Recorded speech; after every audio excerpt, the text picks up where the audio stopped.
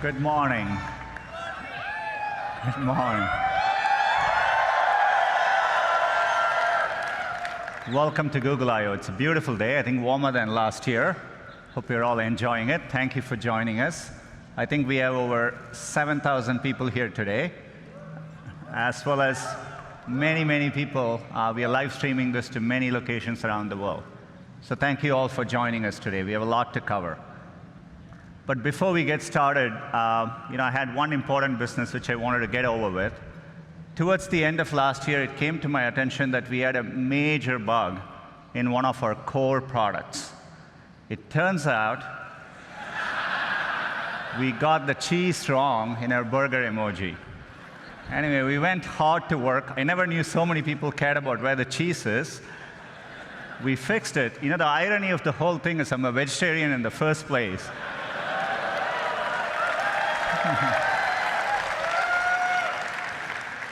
So we fixed it, but hopefully we got the cheese right. But as we were working on this came to my attention.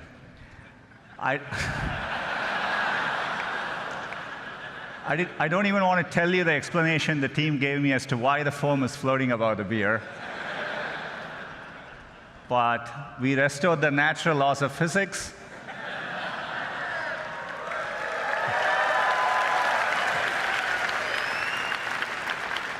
So all is well. We can get back to business. We can talk about all the progress since last year's I/O. I'm sure all of you would agree it's been an extraordinary year on many fronts. I'm sure you've all felt it. We're at an important inflection point in computing, and it's exciting to be driving technology forward. And it's made us even more reflective about our responsibilities. Expectations for technology vary greatly depending on where you are in the world or what opportunities are available to you. For someone like me who grew up without a phone, I can distinctly remember how gaining access to technology can make a difference in your lives. And we see this in the work we do around the world. You see it when someone gets access to a smartphone for the first time. And you can feel it in the huge demand for digital skills we see. That's why we've been so focused on bringing digital skills to communities around the world. So far, we have trained over 25 million people, and we expect that number to rise over 60 million in the next 5 years. It's clear technology can be a positive force, but it's equally clear that we just can't be wide-eyed about the innovations technology creates. There are very real and important questions being raised about the impact of these advances and the role they'll play in our lives. So we know the path ahead needs to be navigated carefully and deliberately, and we feel a deep sense of responsibility to get this right. That's the spirit with which we are approaching our core mission to make information more useful, accessible, and beneficial to society. I've always felt that we were fortunate as a company to have a timeless mission that feels as relevant today as when we started. And we're excited about how we can approach our mission with renewed vigor thanks to the progress we see in AI. AI is enabling this for us to do this in new ways, solving problems for our users around the world. Last year at Google I/O, we announced Google AI. It's a collection of our teams and efforts to bring the benefits of AI to everyone. And we want this to work globally, so we are opening AI centers around the world. AI is going to impact many fields, and I want to give you a couple of examples today. Healthcare is one of the most important fields AI is going to transform. Last year, we announced our work on diabetic retinopathy, which is a leading cause of blindness, and we use deep learning to help doctors diagnose it earlier. And we've been running field trials since then at Aravind and Sankara hospitals in India, and the field trials are going really well. We are bringing expert diagnosis to places where trained doctors are scarce. It turned out, using the same retinal scans, there were things which humans quite didn't know to look for, but our AI systems offered more insights. Your same eye scan turns out holds information with which we can predict the 5-year risk of you having an adverse cardiovascular event, heart attack or strokes. So to me, the interesting thing is that more than what doctors could find in these eye scans, the machine learning systems offered newer insights. This could be the basis for a new non-invasive way to detect cardiovascular risk. And we just published the research, and we are going to be working to bring this to field trials with our partners. Another area where AI can help is to actually help doctors predict medical events. Turns out doctors have a lot of difficult decisions to make, and for them, getting advance notice, say 24 to 48 hours before a patient is likely to get very sick, has a tremendous difference in the outcome. And so we've put our machine learning systems to work. We've been working with our partners using de-identified medical records. And it turns out if you go and analyze over 100,000 data points per patient, more than any single doctor could analyze, we can actually quantitatively predict the chance of readmission 24 to 48 hours before, earlier than traditional methods. It gives doctors more time to act. We are publishing our paper on this later today, and we are looking forward to partnering with hospitals and medical institutions. Another area where AI can help is accessibility. We can make day-to-day use cases much easier for people. Let's take a common use case. You come back home in the night and you turn your TV on. It's not that uncommon to see two or more people passionately talking over each other. Imagine if you are hearing impaired and you're relying on closed captioning to understand what's going on. This is how it looks to you.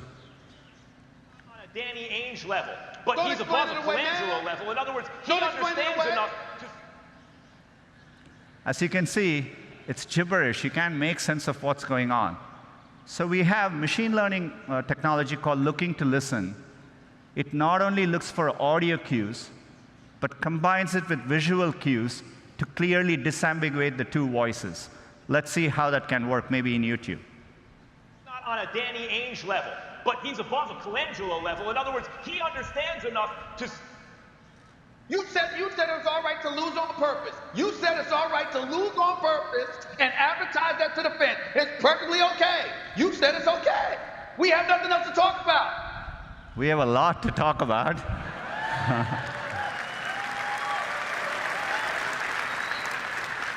But you can see how we can put technology to work to make an important day-to-day use case profoundly better. The great thing about technology is it's constantly evolving. In fact, we can even apply machine learning to a 200-year-old technology, Morse code, and make an impact in someone's quality of life. Let's take a look.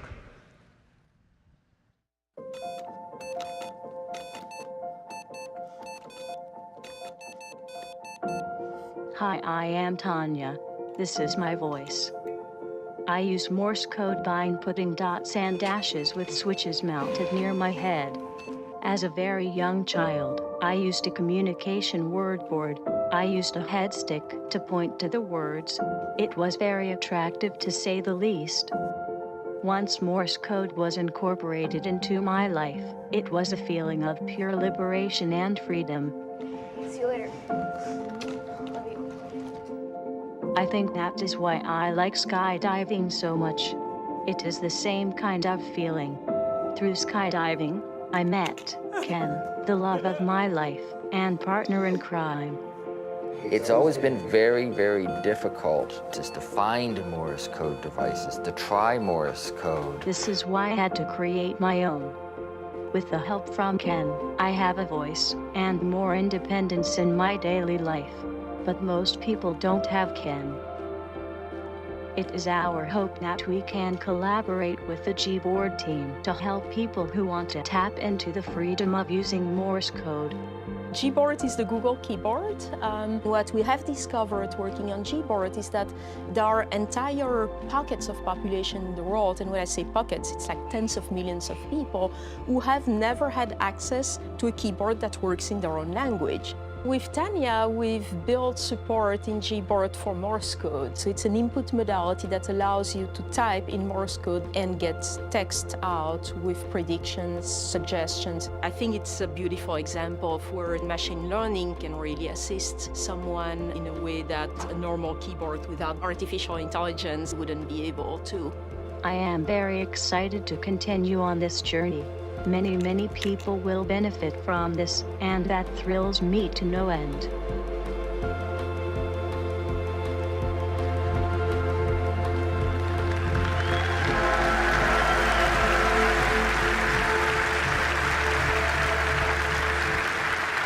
It's a very inspiring story.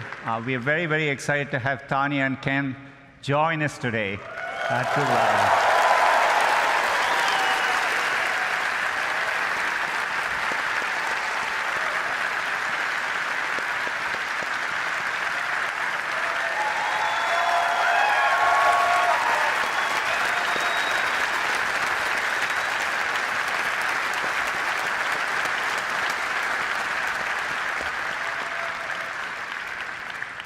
Tanya and Ken are actually developers. They really worked with our team to harness the power of actually predictive suggestions in Gboard in the context of Morse code.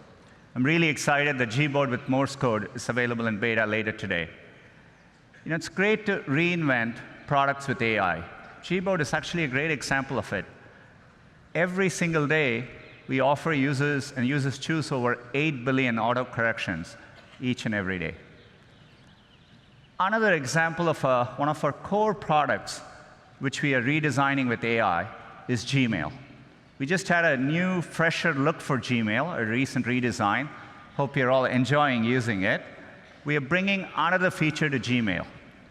We call it Smart Compose.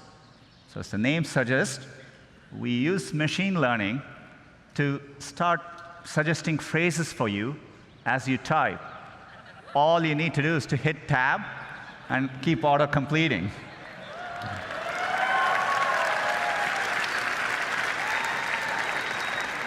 In this case, it understands the subject is Taco Tuesday. It suggests chips, salsa, guacamole. It takes care of mundane things like addresses so that you don't need to worry about it. You can actually focus on what you want to type. I've been loving using it. I've been sending a lot more emails to the company, not sure what the company thinks of it. But it's been great. We are rolling out Smart Compose to all our users this month and hope you enjoy using it as well.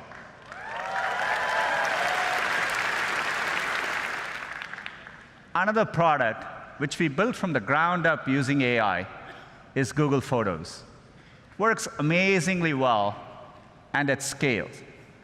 You know, if you click on one of these photos, what we call the photo viewer experience, where you're looking at one photo at a time, so that you understand the scale, every single day, there are over 5 billion photos viewed by our users, each and every day.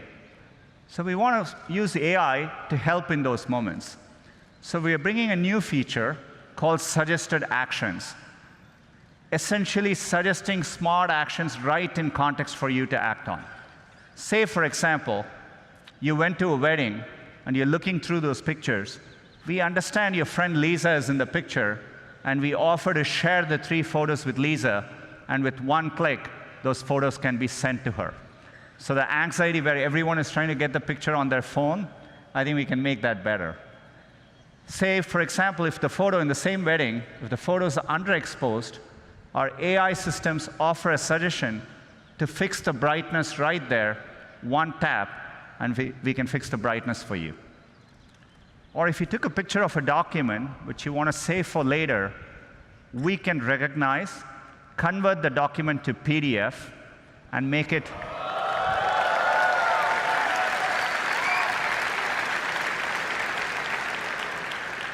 much easier for you to use later. You know, we want to make all these simple cases delightful.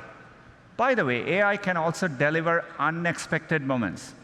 So for example, if you have this cute picture of your kid, we can make it better. We can drop the background color, pop the color, and make the kid even cuter. Or if you happen to have a very special memory, something in black and white, maybe of your mother and grandmother, we can recreate that moment in color and make that moment even more real and special.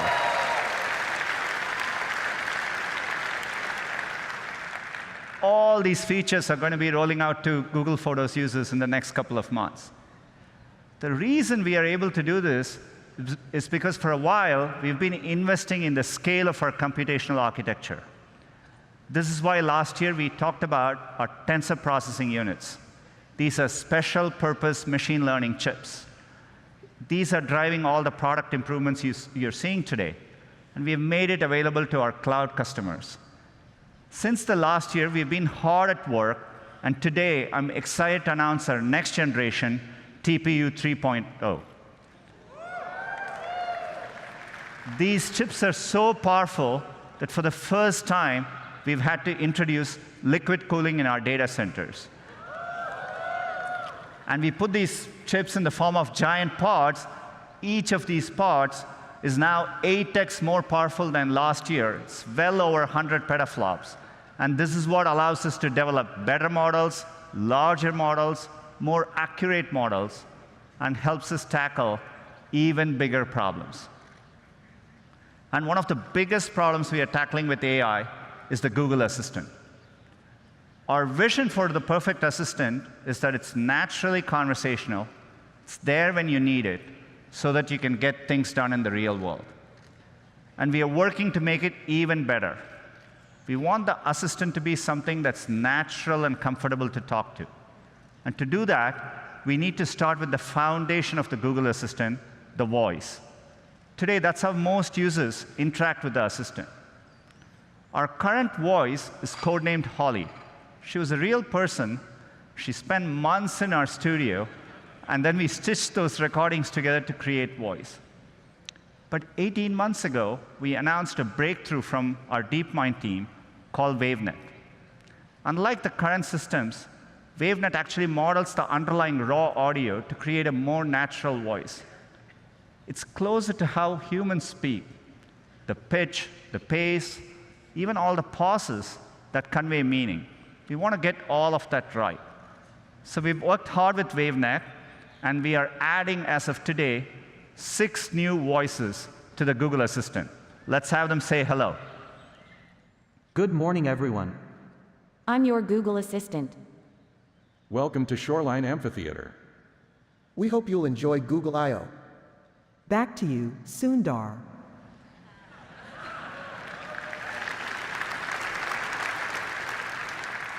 Our goal is one day to get the right accents, languages, and dialects right globally. WaveNet can make this much easier. With this technology, we started wondering who we could get into the studio with an amazing voice. Take a look. Couscous, a type of North African semolina in granules made from crushed durum wheat. I want a puppy with sweet eyes and a fluffy tail who likes my haikus. Don't we all? Happy birthday to the person whose birthday it is. Happy birthday to you. John Legend. He would probably tell you he don't want to brag, but he'll be the best assistant you ever had. Can you tell me where you live? You can find me on all kinds of devices, phones, Google Homes, and if I'm lucky, in your heart.